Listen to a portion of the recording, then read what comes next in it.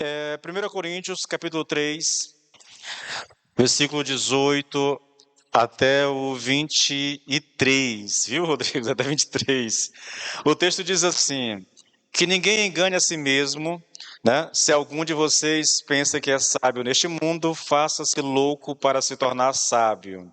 Porque a sabedoria deste mundo é loucura diante de Deus.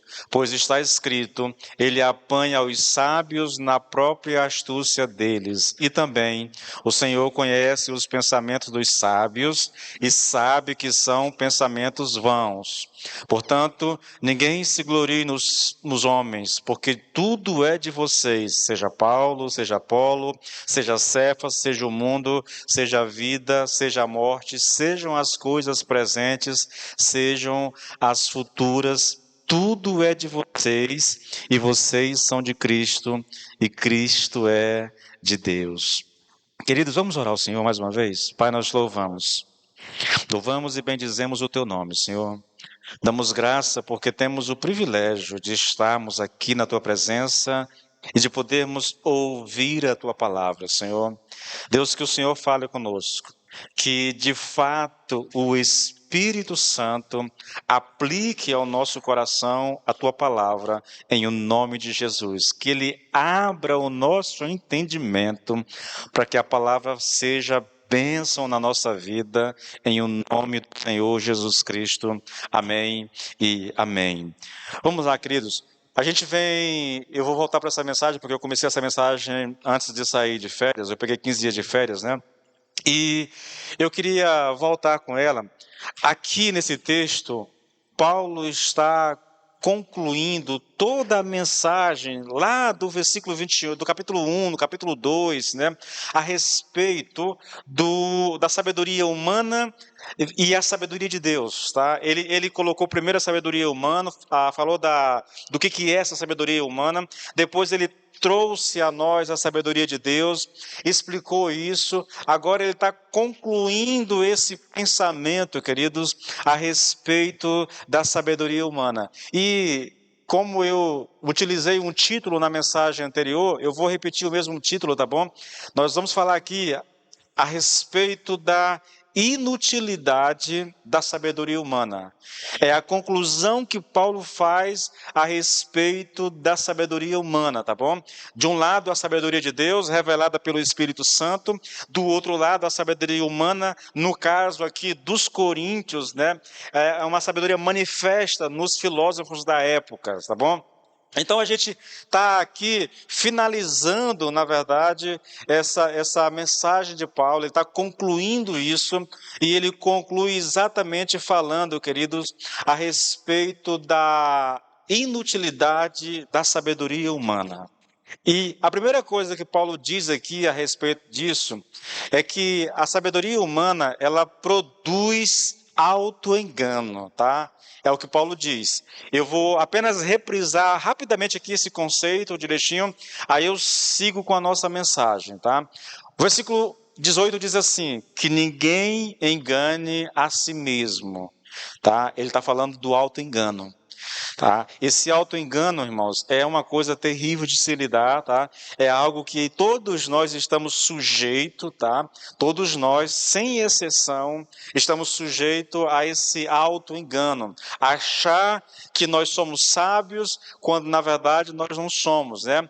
E Paulo fala do antídoto com relação ou contra esse auto-engano. Ele diz, olha, se alguém pensa que é sábio neste mundo, ou é sábio de acordo com a sabedoria do mundo, que esse se faça de louco para se tornar sábio. Eu não sei se vocês percebem, querido, mas Paulo está dizendo que o remédio contra o auto-engano é se tornar louco para o mundo. Percebe isso? O contexto aqui de Paulo, queridos, é a filosofia grega e os seus muitos filósofos. A cidade de Corinto era uma cidade muito importante na Grécia, né? Era a segunda cidade em importância na Grécia, perdendo apenas para a capital. Portanto, era um centro ali, entendeu? Um lugar onde havia muito, naquela época havia os filósofos ambulantes, né, que viviam de cidade em cidade, fazendo o seu discurso, atraindo os seus discípulos.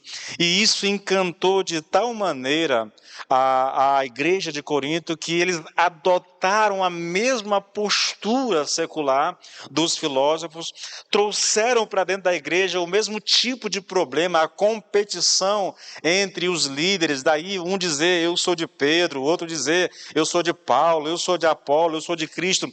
É um comportamento secular que foi trazido para dentro da igreja. A igreja não se deu conta, queridos, de que ela estava imitando o mundo, adotando o comportamento mundano dentro da igreja e causando divisão. Porque ali naquelas cidades, querido, havia uma disputa muito grande. Um grupo de pessoas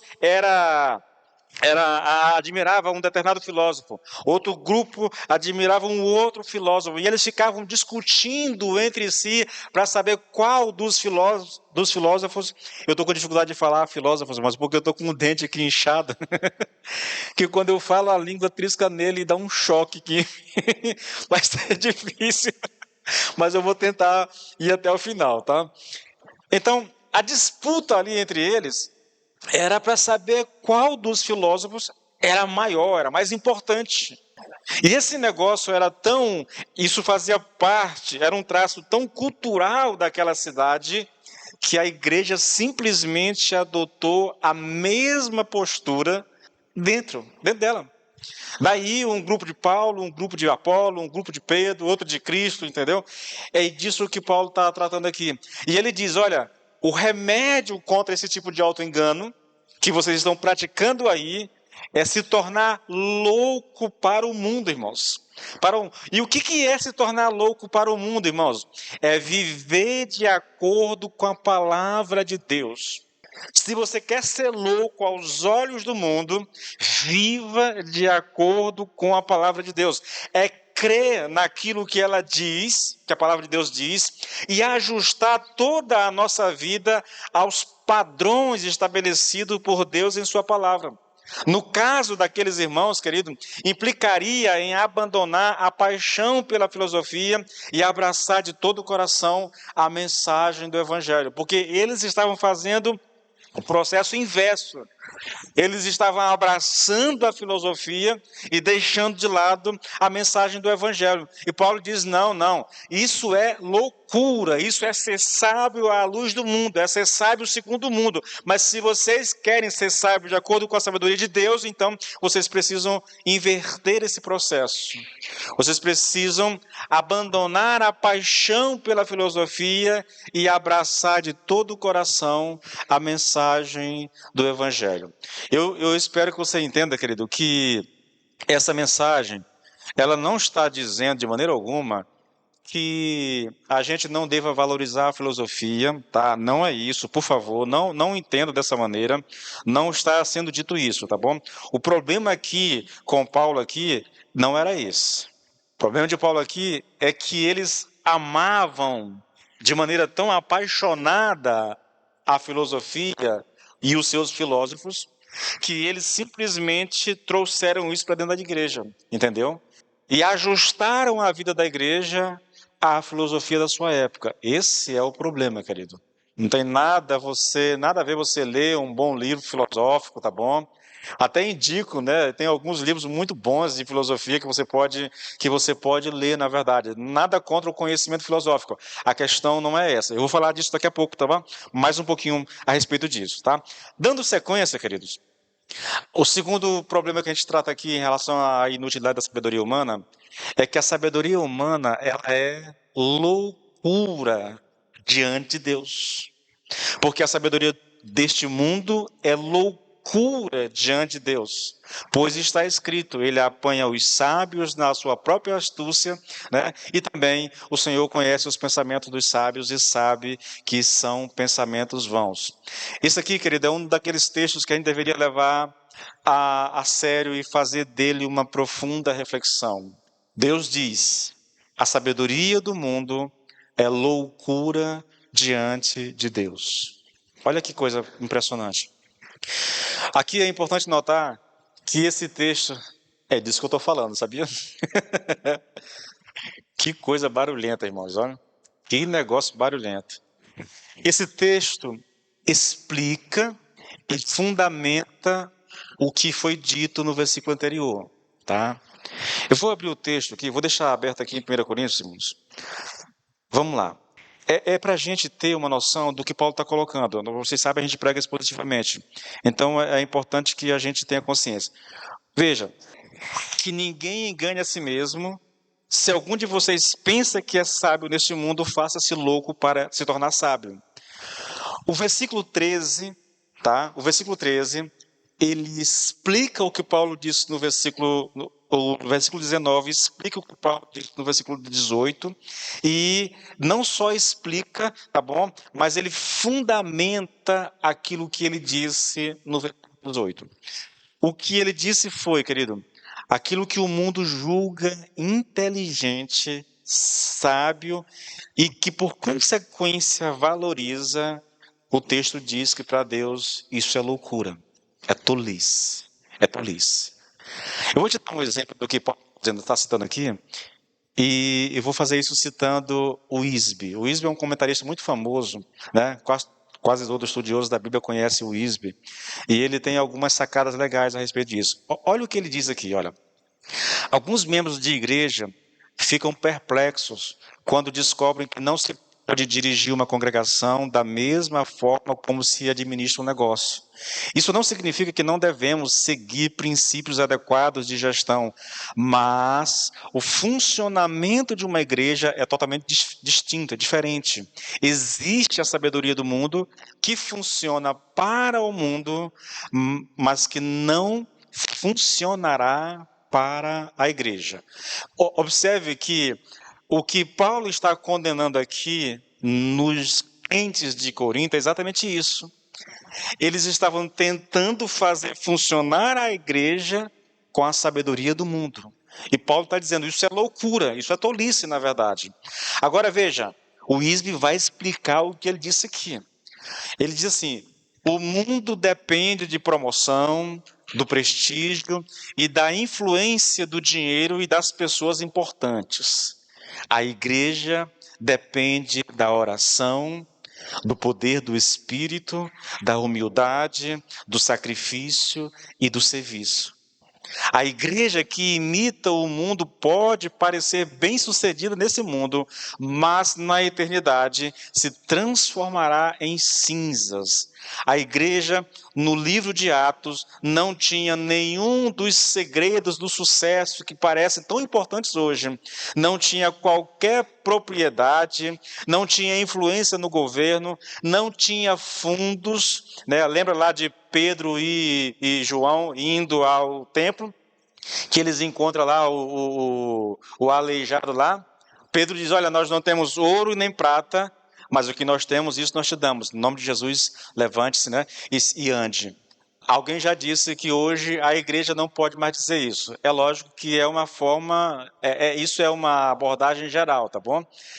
Mas alguns dizem que a igreja não pode dizer que nós não temos mais nem ouro nem prata.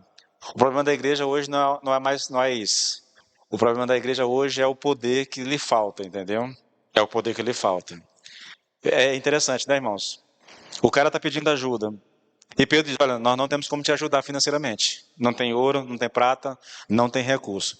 Mas nós temos algo que talvez vai te ajudar mais do que o dinheiro, mais do que a prata, mais do que o ouro. Falta isso para a igreja hoje, irmãos. Falta isso para a igreja hoje. Continuando aqui a descrição de Wisby, ele diz, seus líderes, os líderes da igreja de Atos, eram homens comuns, sem preparo acadêmico especial, em instituições prestigiosas, não estavam envolvidos em grandes controvérsias, não traziam convidados famosos para os cultos. No entanto, essa igreja revolucionou o mundo antigo. Está aí uma coisa que nós precisamos, queridos. Está aí algo que a igreja necessita desesperadamente.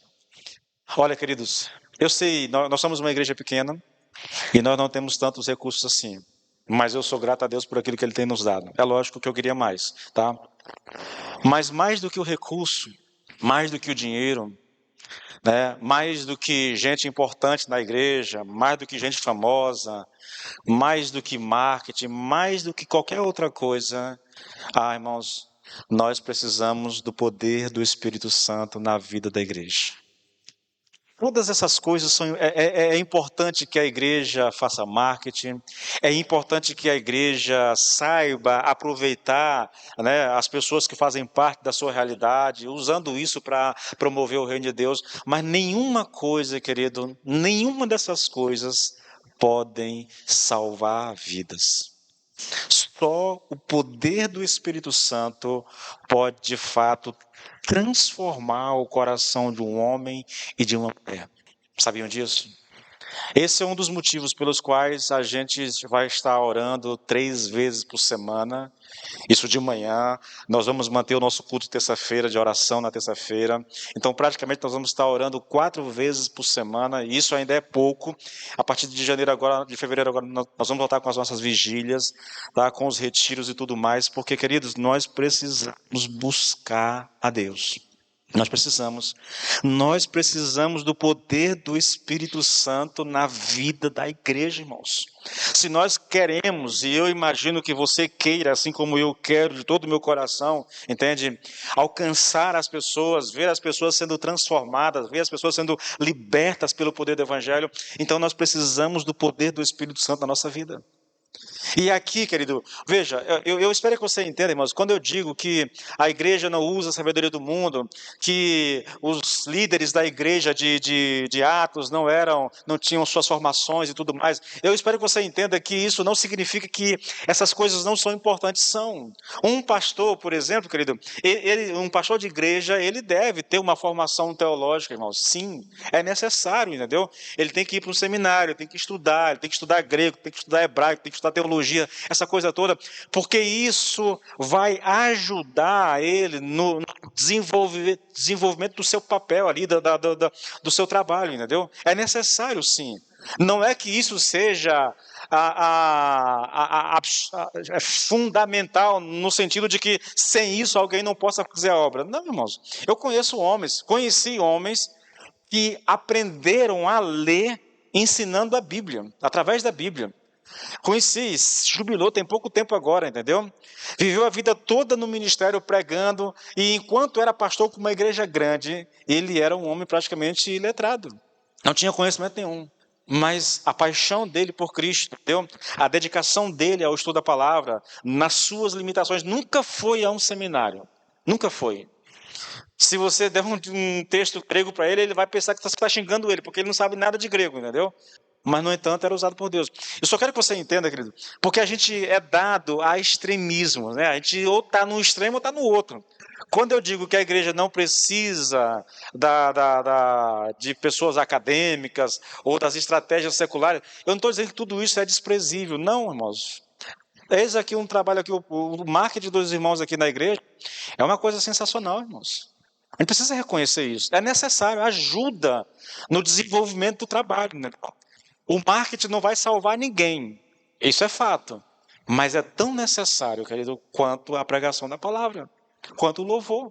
Porque ajuda, divulga o nome da igreja, torna a igreja conhecida, atrai as pessoas para a igreja, para ouvir a palavra de Deus. Vocês entendem? A gente não pode ser dado ao extremo, irmãos. Eu não posso achar que usando o marketing, usando as estratégias de psicologia, essa coisa toda, eu vou conseguir levar as pessoas a Cristo. Isso não, irmãos. Isso não. Usando de filosofia, ou desses gurus aí, né, de autoajuda, essas coisas podem até ajudar as pessoas, irmãos. Mas no que diz respeito à salvação, isso não tem nenhum poder. Porque a Bíblia diz que só o Espírito Santo, só Deus, só Jesus pode de fato salvar alguém. Eu posso conversar com a pessoa, eu posso explicar o evangelho para a pessoa, eu posso orar por uma pessoa, até que ela entenda. Mas a salvação, querido, só vai acontecer quando o Espírito vier àquela pessoa, abrir o entendimento dela e ela compreender o evangelho. Para mim não há exemplo mais fascinante do que aquilo que está escrito lá em Atos 16, quando Paulo estava pregando na cidade de Filipos, e ali, dentre as mulheres que estavam ouvindo a pregação de Paulo, a Bíblia diz que o Espírito veio sobre uma delas, chamada Lídia, abriu o entendimento dela, e aí ela pôde entender aquilo que Paulo estava falando, e foi salva. Ou, se você preferir, eu vou lá para 2 Coríntios, capítulo, acho que é 4, 2 ou 3, eu não lembro aqui, 4, 4. Que o diabo cegou o entendimento do incrédulo, de maneira que ele não consegue entender o evangelho a menos, ou a mais, sei lá, que ele sofra uma ação do Espírito Santo na sua vida, abrindo o entendimento. Irmãos, entenda uma coisa. Ei, escute bem uma coisa. Funciona assim, querido.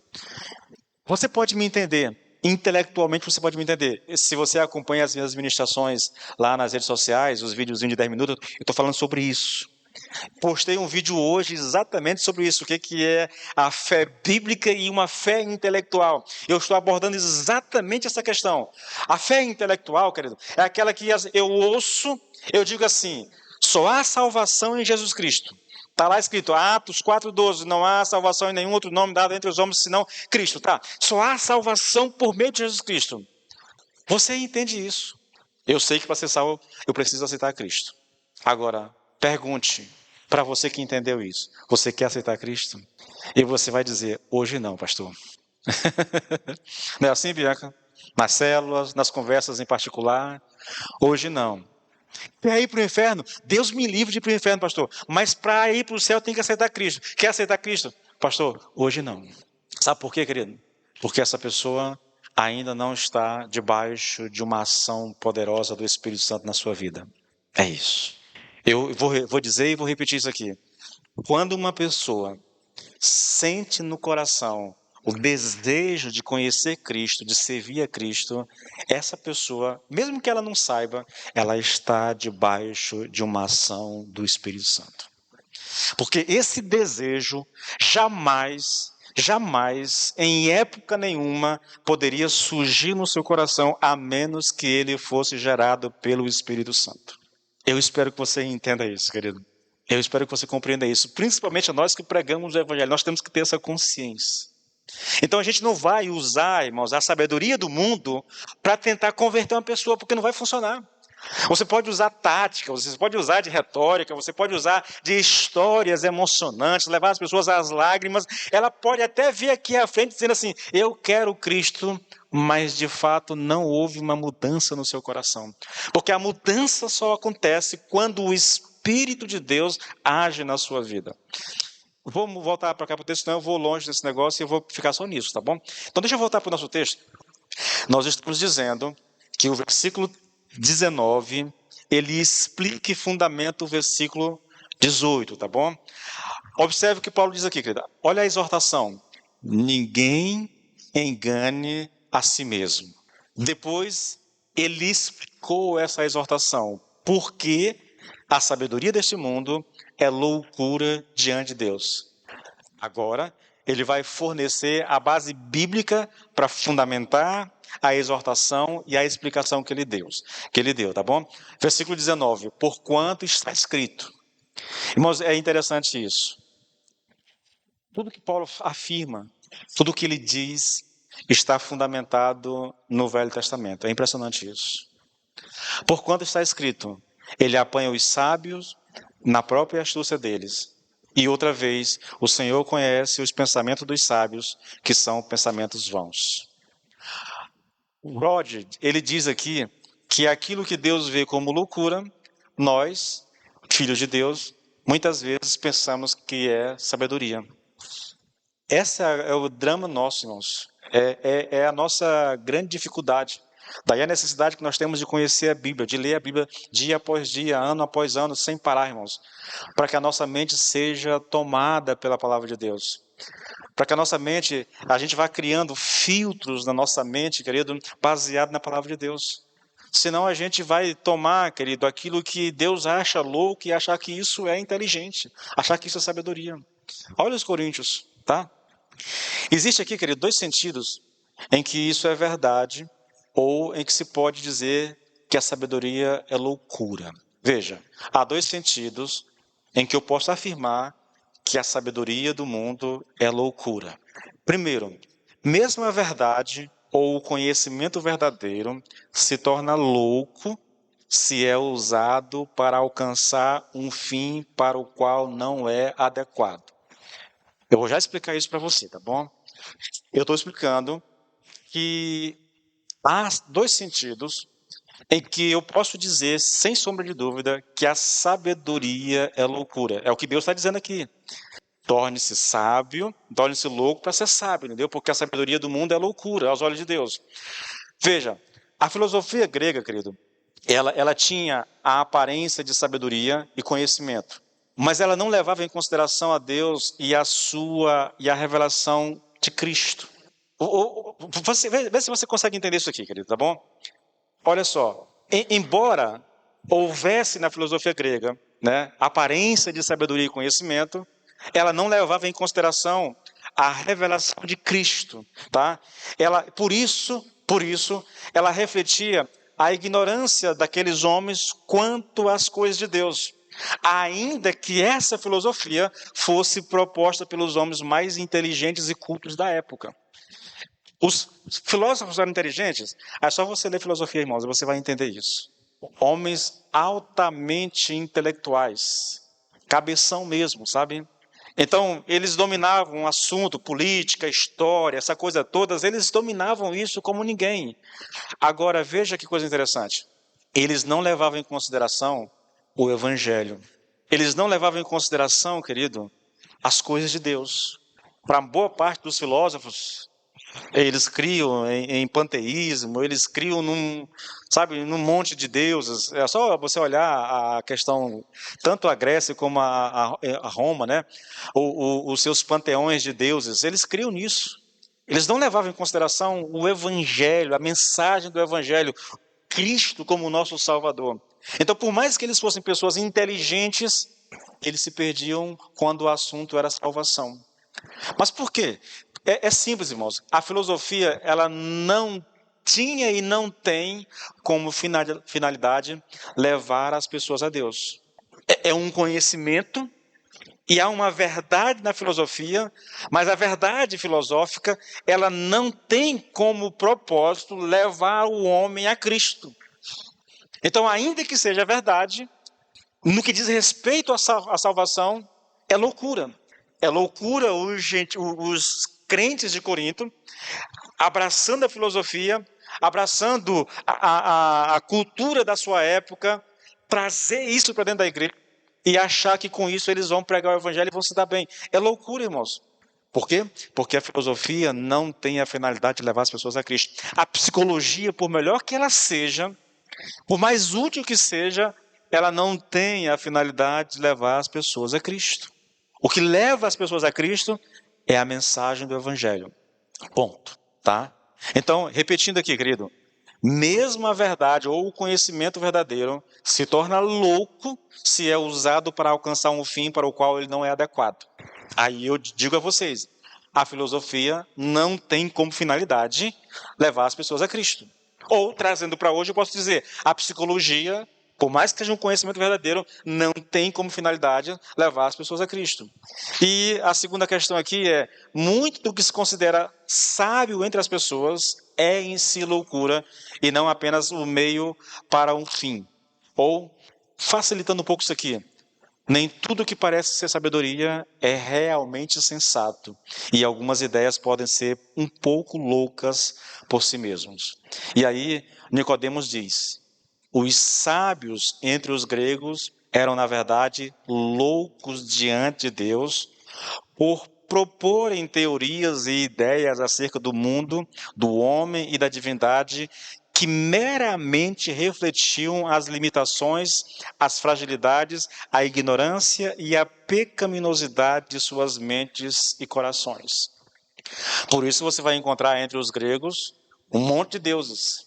Quando Paulo chega em Atenas, em cada esquina ele encontra um altar a um deus diferente. É o deus da fertilidade, é o Deus da família, é o Deus da prosperidade, é o Deus da chuva, é o Deus disso, daquilo, é Deus para tudo. É o homem limitado no seu conhecimento, limitado pela sua mente pecaminosa, entende? Que está tentando explicar coisas que nem eles entendem. Como rejeitam o evangelho, eles propõem as suas próprias teorias. Com essas duas afirmações, querido, Paulo está nos dizendo que o conhecimento humano é inteiramente inadequado para salvar as pessoas, porque esse fim só pode ser alcançado pelo Evangelho, ao mesmo tempo que revela também a loucura do culto à personalidade. E, novamente, eu quero que você entenda que todo o contexto de Paulo para essas falas aqui é exatamente a realidade vivida pela igreja lá em Corintos. Uma cidade cosmopolita, uma cidade de grande porte, cheia de filósofos, entendeu? Em toda esquina tem um filósofo lá fazendo seus discursos eloquentes, usando de retórica, atraindo pessoas. Essas pessoas se juntam em torno de um determinado filósofo. Outro grupo aqui já se junta em torno de um outro filósofo. E aí vai acontecendo. E esses grupos vão brigando entre si, tentando provar e convencer os outros de que o filósofo que ele admira é o mais inteligente, é o mais sábio, né? E aí começa uma disputa, uma briga. Essa coisa toda, querido. E a igreja, envolvida com tudo isso, trouxe essa realidade para dentro de si. E começaram então a disputar para saber quem é maior. Aqueles que gostavam de Paulo diziam, Paulo é o maior pregador que tem. Os que gostavam de Apolo diziam, não é Paulo, não, o pregador é Apolo. Outros diziam, não, é Pedro. E aí começava a disputa. E a igreja estava rachando por causa disso. Por causa disso, querido. É importante que nós tenhamos consciência, irmãos, no que diz respeito à salvação, no que diz respeito à vida eterna, no que diz respeito às coisas de Deus, nós só temos um livro que é autenticado, que é seguro, que é fiel, que nós podemos confiar totalmente, e esse livro é a Bíblia. Qualquer outro livro, tá? Qualquer outra revelação, não importa quem seja a pessoa, se aquilo que ela está revelando lá não está de acordo com as escrituras sagradas, pode rejeitar porque é lixo. Não presta. Não presta. Mas é porque é o apóstolo, não sei das quantas, é porque é o pastor, isso, aquilo. Irmãos, não importa. Tem uma coisa que irmãos, não me importa quem esteja pregando. Para mim, quanto pessoa, o que importa não é quem está pregando, é o que ele está pregando, entende? É o que ele está pregando. Então, Paulo está aqui, repetindo. Ele faz uma afirmação no versículo 18, vamos lá novamente, vamos para o texto, para que você mantenha o raciocínio. Que ninguém engane a si mesmo. Se algum de vocês pensa que é sábio neste mundo, faça-se louco para se tornar sábio. Ele está fazendo uma afirmação categórica. Aí no versículo 19, ele vai provar isso, ele vai explicar isso, e vai fundamentar isso, né? E ele fundamenta dizendo exatamente isso, porque a sabedoria deste mundo é loucura diante de Deus. Agora é hora de provar, e ele não está inventando nada. Como é que ele prova? Ele cita aqui, querido, Jó, capítulo 5, versículo 37, onde ele diz assim, ele apanha os sábios na sua própria sabedoria, e depois cita o Salmo 94, versículo 11, onde ele diz, o Senhor conhece os pensamentos dos sábios e sabe que são pensamentos vãos.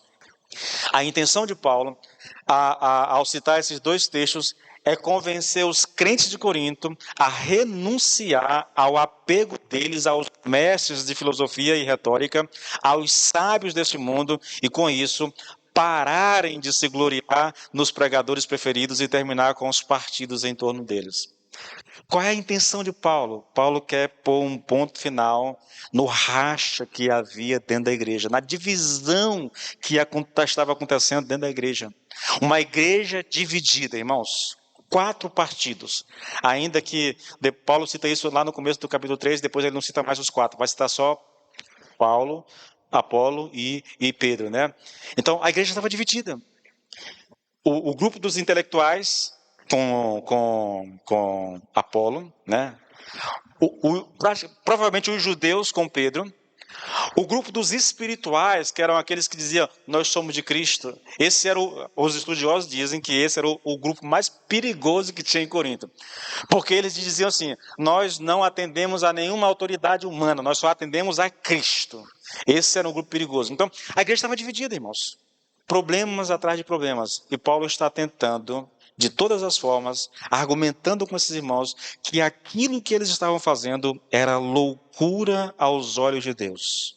Daí, eles dizerem, se vocês querem ser sábios, se tornem loucos. E se tornar louco é você viver a sua vida de acordo com a palavra de Deus. Isso é ser louco. O terceiro ponto do nosso texto. A sabedoria humana faz o homem se gloriar no homem e não em Deus. Esse é um dos maiores problemas de abraçar esse tipo de sabedoria. É que a sabedoria humana leva o homem para o homem e não para Deus. Esse é o problema, irmãos. Ninguém se glorie nos homens. Paulo é muito claro, ninguém se glorie nos homens. Porque tudo é de vocês, seja Paulo, seja Apolo, seja Cefas. Cefas aqui é Pedro, né? Ninguém se glorie. Essa proibição aqui, irmãos, ninguém se glorie nos homens, é uma proibição contra a divisão dentro da igreja.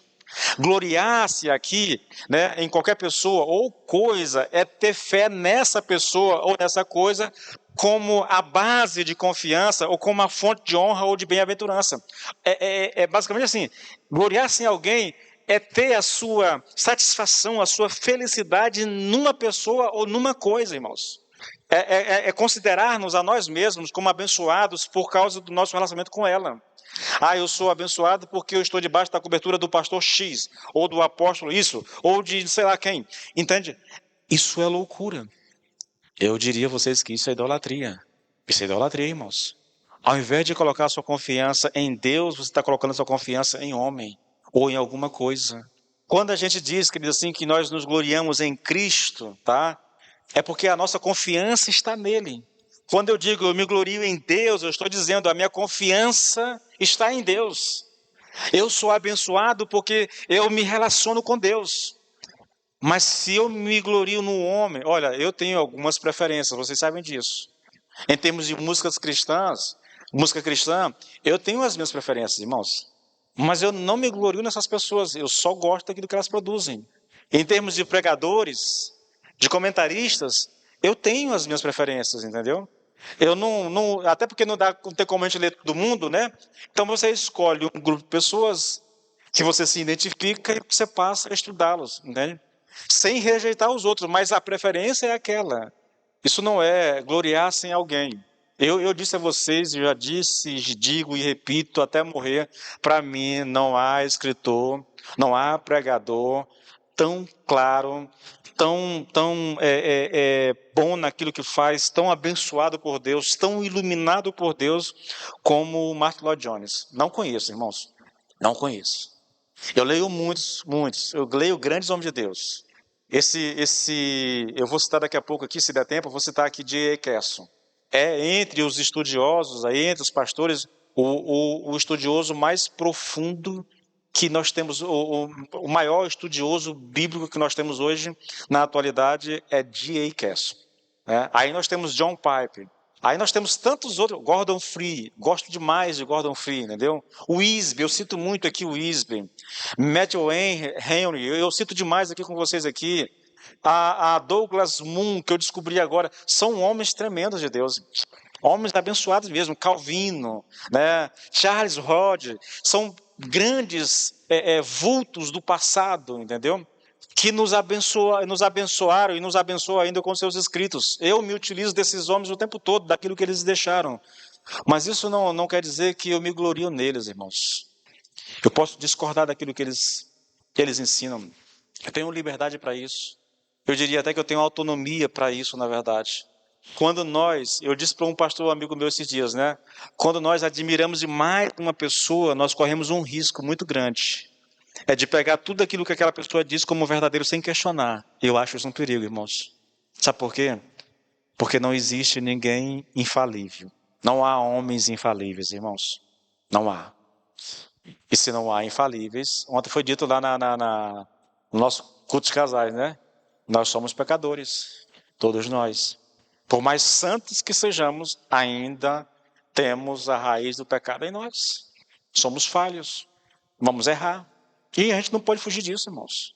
Então, eu posso admirar pessoas, nós devemos ter os nossos referenciais. Quem é da música deveria ter bons referenciais na música. Quem é pregador deveria ter bons referenciais como pregador. Em toda área que você está, quem é médico deveria ter bons médicos referenciais. Quem é advogado deveria ter bons referenciais nessa área. Em todas as áreas, nós deveríamos ter bons referenciais. Isso não tem nada de errado. O problema é quando nós admiramos tanto que a gente vai engolindo tudo que eles dizem sem questionar nada. Aí nós temos um problema muito sério, irmãos. Escute isso aqui, querido. Gloriar-se a respeito de algum líder espiritual ou algum desses gurus modernos é errado, porque o foco se concentra em uma pessoa e não no Senhor. Olha, eu vou citar, eu não gosto de citar, mas vou citar. Penso no pessoal que gosta do Valdomiro Santiago. Só um exemplo. Que acredita, que assiste todas as programações, que vai aos cultos na igreja, tudo. Você pode até gostar, isso não tem problema. Mas quando você passa a receber tudo o que eles dizem, sem que você questione nada, aí você está colocando esse homem num patamar igual ao de Deus. Provavelmente você estará idolatrando ele no seu coração.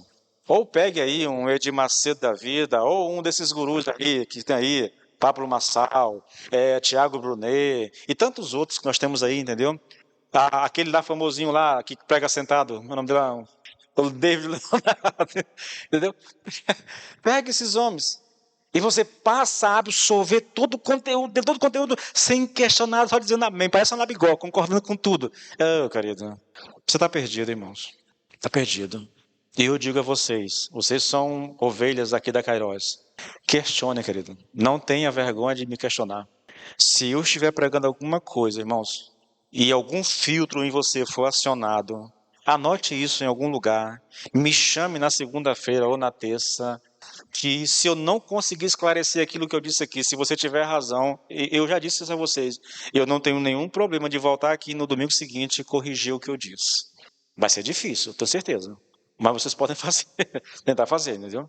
Eu não tenho problema com isso não, irmãos. Porque eu sei que eu não sou perfeito, tenho consciência disso.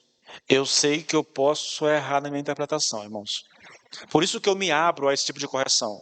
Porque se eu estiver errado, eu não quero permanecer no erro. Agora, é lógico, se eu estou te dando essa colher de chá, deixa eu fazer uma exigência. Se o que eu estiver dizendo está errado e você me apontar o erro, eu corrijo. Agora, se o que eu estiver dizendo está certo e você não seguir, aí você está com problema. Já disse a vocês, eu vou repetir. Eu não me sinto responsável diante de Deus por quem me ouve e não segue as instruções que ouve. Se você é alguém que me ouve, mas diz assim, eu não concordo com o pastor, não vou fazer isso não, tu vai te virar com Deus, porque eu não estou nem aí para isso. Eu não sou responsável por você. É a mesma coisa de você ir a um médico, o médico te avalia, leva um remédio, e você diz, esse médico não sabe nada não, não vou tomar isso aqui não. E depois morre. Aí a família vai culpar o médico. Como? Você recebeu o remédio, querido. Você foi instruído a fazer ela tomar um remédio. Não tomou porque não quis. Morreu de graça. Eu estou enfatizando isso, irmãos, porque eu converso sempre com um pastor amigo meu sobre essa questão. Nós somos responsáveis por quem atende a nossa voz. Pedro diz, se alguém pregar, pregue como se o próprio Deus estivesse falando através dele. Como é que isso acontece, irmãos? Se o que eu estiver pregando, se a minha interpretação do texto estiver correta, então é como se Deus estivesse falando através de mim. E se você não ouve e não pratica isso, esse é um problema seu com Deus, não é a minha responsabilidade. Então, repetindo, gloriar-se a respeito de algum líder espiritual ou algum desses gurus modernos é errado, porque o foco se concentra em uma pessoa e não em Deus. Paulo, novamente está aqui, querido, né, ele falando de uma coisa que ele já tinha abordado, irmãos. Se você voltar no capítulo 3 mesmo, nos versículos 6 e 8, Paulo extraiu ali, né? Ele falou ali da analogia da agricultura. Né? A analogia extraída da agricultura nos lembra que somente Deus determina a tarefa e pode dar vida. Então não adianta você se apegar a quem está plantando ou a quem está semeando, porque a vida vem de Deus. Paulo diz, olha, o que semeia e o que planta e o que rega não é nada. Não é importante. O que é importante é quem dá a vida. Quem dá a vida é Deus, na verdade. E se é Ele que dá vida, só Ele deve ser louvado e a gente não deve colocar nossa confiança em homens. A analogia extraída da construção civil, nós já vimos isso também, tá? Nos versículos 9 até o 14, nos lembra, querido, que Deus é o juiz e Ele se interessa profundamente com o tipo de edifício, o tipo de templo que nós estamos construindo. Ele considera os edificadores e a ilustração de Paulo é: os edificadores aqui provavelmente é ele, Paulo, é Apolo, é Pedro, ou algum líder local são os edificadores, né? Deus considera esses edificadores responsáveis pela sua obra. E, em princípio, nós lemos lá, nós estudamos isso lá, ele ameaça destruir aquele que destrói o seu templo. Paulo colocou o alicerce e tem alguém construindo sobre isso. Se aquilo que está sendo construído sobre o alicerce é palha, né? Isso vai ser consumido pelo fogo. Aquele que construiu com palha vai ter que se acertar com Deus. O que está sendo dito é, irmãos, quem constrói não é nada, não é importante. Não é importante a ponto de você colocar a sua esperança nesses homens, entendeu? O líder, por mais importante que ele seja dentro da igreja, que ele exerça um papel preponderante dentro da igreja, ele não é alguém para quem você vai... Irmãos, olha, a gente tem que fazer uma separação aqui, eu acho que é uma linha muito tênue, na verdade, entre admiração e respeito e esse processo de idolatria no coração do homem, entendeu? É importante que vocês aprendam a respeitar o pastor, que vocês aprendam a honrar o pastor, isso faz parte da nossa convivência. Mas quando eu elevo o pastor para um nível que eu não deveria elevar, irmãos, eu entro no campo da idolatria, e isso é perigoso. E Paulo está colocando isso aqui. É como se ele dissesse assim, olha, olhe lá para os agricultores. Paulo está dizendo, eu plantei, Apolo regou, mas nenhum de nós tem tanto valor assim. Eu lancei o alicerce, outros vieram e construíram em cima desse alicerce, mas nem eu que lancei o alicerce, nem quem está construindo sobre esse alicerce, não é tão... Quem é importante é Deus, na verdade. A intenção de Paulo é tirar o foco da igreja, das pessoas, do homem, e colocar em quem de fato e quem de direito merece, né? Que é Deus.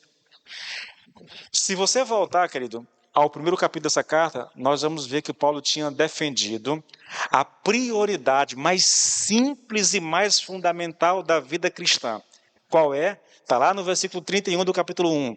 Aquele que se gloria, glorie-se no Senhor. Essa é a prioridade mais simples e mais importante, mais fundamental da vida cristã. Se você quer se gloriar, não se glorie no homem, se glorie em Deus. Aqui, agora no texto que nós estamos estudando, Paulo apresenta a implicação negativa. A positiva é, se alguém quer se gloriar, glorie-se em Deus. A negativa é, ninguém se glorie nos homens. Você percebe a mensagem que está sendo transmitida, irmãos? É muito clara, irmãos, isso aqui. É muito clara, entendeu? Paulo está dizendo, olha, esse negócio de dizer eu sou de Paulo, eu sou de Apolo, eu sou de Pedro, ei, isso é tolice, isso é sabedoria mundana, isso não tem valor aos olhos de Deus. Na verdade, isso afasta o homem de Deus. Olha, queridos, eu quero que você entenda uma coisa. Nós estamos vivendo um período na igreja onde a igreja tem abraçado essa sabedoria humana, trazido isso para os púlpitos e ensinado isso às pessoas como se isso fosse evangelho. Prova disso é que raramente você ouve uma mensagem a respeito de arrependimento, de mudança de vida, entendeu? De conversão no sentido original. Você está aqui trilhando um caminho, você ouve uma palavra que te diz que esse caminho que você está trilhando é errado e te chama você a pegar o caminho certo. Então você ouviu a palavra, se arrependeu do caminho que você estava seguindo, você volta e pega o caminho verdadeiro. Quase a gente não ouve isso, irmãos. Nós temos ouvido muito falar de graça, mas uma graça barata, entendeu? Uma graça que parece que a função da graça é liberar o homem para viver a vida da forma como ele bem entender. Ele faz aquilo que quiser e não vai ter nada com ele, porque Deus é um Deus gracioso. Porque agora nós não estamos mais debaixo da lei, agora nós estamos debaixo da graça do Senhor. Então, a graça parece que é uma espécie de permissão de Deus para o homem fazer aquilo que ele bem entende.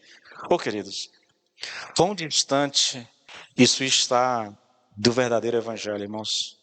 Quão longe isso leva as pessoas, né? Afasta as pessoas de Deus. Nós temos que ter muito cuidado, irmãos, com esse tipo de mensagem. É uma mensagem boa, é uma mensagem agradável. Você sai da igreja, parece que está pisando em nuvens, entendeu? Como diz lá o David Leonardo, você é o centro do coração de Deus, sabe? Não é Jesus, não, é você. Essas coisas são perigosas, querido. Essas coisas são perigosas. Irmãos, eu digo isso porque eu ouço mensagens. Eu estou fazendo agora um curso voltado para essa questão terapêutica, né? Eu venho ouvindo isso, venho conversando com um pastor amigo meu, aqui e acolá alertando para essas questões, porque é comum, querido, é comum a igreja hoje. Veja, eu vou começar uma série de mensagens, mas isso vai ser, talvez eu traga para a igreja, depois eu levo isso para as redes sociais lá. Uma série de mensagens sobre quem nós somos em Cristo e quem nós somos por causa do que Cristo fez por nós. Querido, é um negócio assim espetacular, irmãos, de verdade. Só que eu preciso balancear essa mensagem, sabe, tão favorável a gente, com a mensagem que nos confronta, com a mensagem que nos chama ao arrependimento, que nos chama a uma mudança de vida. Porque senão, querido, as pessoas começam a pensar, e eu temo por isso, né? Eu ouvi recentemente, o Deus do Velho Testamento é um Deus muito carrasco, mas o Deus do Novo Testamento, o Pai de nosso Senhor Jesus Cristo, é um Deus bom. Você percebe esse processo para onde ele nos leva? Eles estão dividindo agora o próprio Deus. Há um Deus do Velho Testamento que é ruim, que é mau, que é perverso, que manda matar, e há um Deus que é bom no Novo Testamento. É como se a Bíblia não fosse um livro só. Como se o Deus do Velho Testamento não fosse o mesmo Deus do Novo Testamento. E eu temo por isso, irmãos, que a gente, nessa necessidade, nós vivemos esse período, né, de necessidade de sermos consolidados na nossa fé, de sermos fortalecidos na nossa fé, ouvindo daquilo que Deus fez por nós, da graça de Deus a nosso favor, da nossa condição diante de Cristo. Mas eu temo ao mesmo tempo, irmãos, que a gente, por causa desse tipo de mensagem, a gente acaba se afastando do Deus verdadeiro. Porque o drama de quem prega hoje isso, querido, é que ele escolheu um lado da mensagem. Nós temos, de um lado, a graça, e essa mensagem é maravilhosa, é tremenda, é uma mensagem que nos faz sentir orgulhosos mesmos, mas nós temos, do outro lado, a lei. E eu não posso separar a graça da lei. Eu não posso pregar só a graça em detrimento da lei, entendeu? Assim como eu também não posso pregar só a lei, porque senão eu coloco um jugo pesado demais sobre as pessoas e elas não vão conseguir suportar isso. Mas pense comigo, e eu encerro com isso aqui. Pense em como Deus construiu a Bíblia. A mensagem de graça. A mensagem primeira é a mensagem da lei. É a ira de Deus. É a lei de Deus. É a mensagem que diz que o homem tem que se ajustar à vontade de Deus. Essa é a mensagem. É isso que nós temos pregado em Romanos, lá nas nossas gravações para as redes sociais. Os vídeos de 10 minutinhos lá, entendeu? Primeiro, lei. Primeiro, ira de Deus. Quando o homem se vê debaixo da ira de Deus, sem esperança, aí nós apresentamos a ele a graça. É aquela mensagem que faz o homem respirar, sabe? Que traz um bálsamo sobre a sua vida, que mostra que há esperança para ele. Isso é o Evangelho. Irmãos, o Evangelho ele é composto de lei e graça, de ira de Deus e de amor de Deus. Eu não posso separar isso, porque senão não é. Se eu separar, não é Evangelho, entendeu? Não é.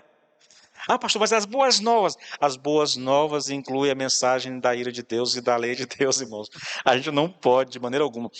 É o homem, na sabedoria mundana, que tem dito a mensagem da lei, a mensagem da ira é muito pesada, e se eu pregar ela na igreja, eu vou afastar as pessoas da igreja. Por isso, eu vou pregar graça e amor de Deus. Isso é o uso da sabedoria humana em prática dentro da igreja. Porque, queridos, se eu não creio que Deus possa usar aquilo que eu estou pregando para salvar alguém, então eu não deveria pregar.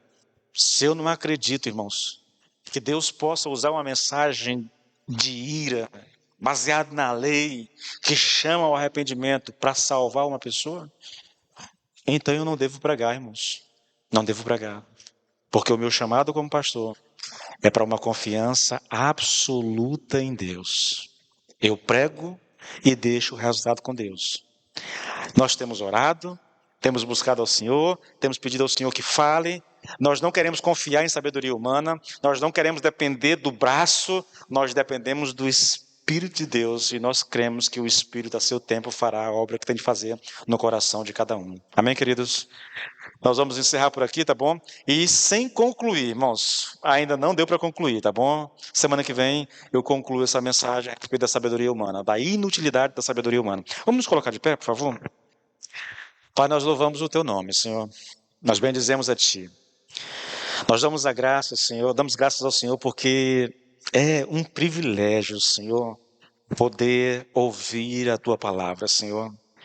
É um privilégio muito grande, Senhor, meu Deus, Pai, saber que o Senhor se importa conosco, que o Senhor fala conosco através da sua palavra.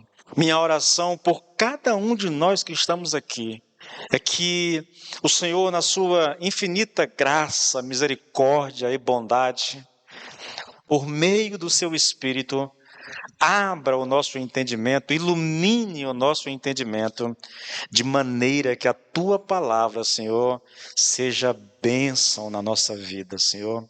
Que ela produza de fato aquilo que é a tua vontade, Senhor. Que ela opere em nós o teu querer, em o nome do Senhor Jesus Cristo de Nazaré. Nós oramos a ti, Senhor, te agradecendo por esse tempo, no nome de Jesus. Amém.